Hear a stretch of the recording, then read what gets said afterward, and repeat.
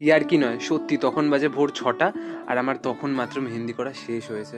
বুঝতে পারছো, একটা মানুষ সকাল 8টায় ঘর থেকে বেরিয়েছে আর পরের দিন ভোর 6টা অবধি টানা মেহেন্দি করছে। তার মাথায় কীরকম প্রেশার পড়ছে, বা অনেকেই তোমরা জিজ্ঞাসা করছিলে যে আমি একটা দিনে 3টে ব্রাইড কেন নিয়েছি। তার কারণ এই যে বৈশাখী দি যে ব্রাইড, সে খুবই ভালো।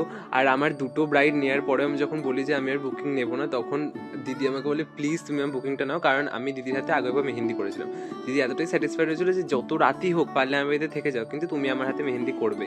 তাই আমি নিয়ে নিই, কি আর বলবো, দোষ আমারও ছিল একটুখানি। তা আমি গিয়ে কোনো সময় নষ্ট করিনি। আমি অনেকগুলো পার্টি মেহেন্দি করি, দেন আমি আর ঈশা ওখানে ডিনার করি, ডিনার করে কাজ শুরু করি। প্রথমে পায়ে মেহেন্দি করি বৈশাখী দিই, তারপর আরও 2টো সেমি ব্রাইডাল করি আমি আর ঈশা মিলে। ওগুলো করার পরে বৈশাখী দির ব্রাইডের হাতটা নিয়ে ধরে বসি, যেটা এক সাইড আমি করি আর একটা সাইড ঈশা করেছিল।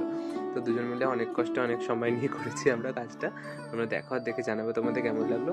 আর যখন ভোর 6টা বাজে তখন গিয়ে আমাদের কাজ শেষ হয়ে যায়। এই যে ভিডিও, মানে আমার মাথা না ছিল ফেটে যাবে, এত যন্ত্রণা করছিল। যাই হোক, কাজ টাজ করে বেরোই। বেরানোর পরেও আমার টেনশন একটুও কম ছিল না, কারণ আমার পরের দিনই ছিল আরও 2টো ব্রাইড। মানে আমার অবস্থা শোচনীয়। আমি ভাবছি আমি শুধু ট্রেনে যাওয়াটুকুনি যতক্ষণ যাব ততক্ষণ আমি ঘুমাতে পারবো, দিয়ে বাড়ি থেকে আমাকে ফ্রেশ হয়ে খেয়ে দিয়ে আমাকে আবার শিয়ালদায় রওনা দিতে হবে।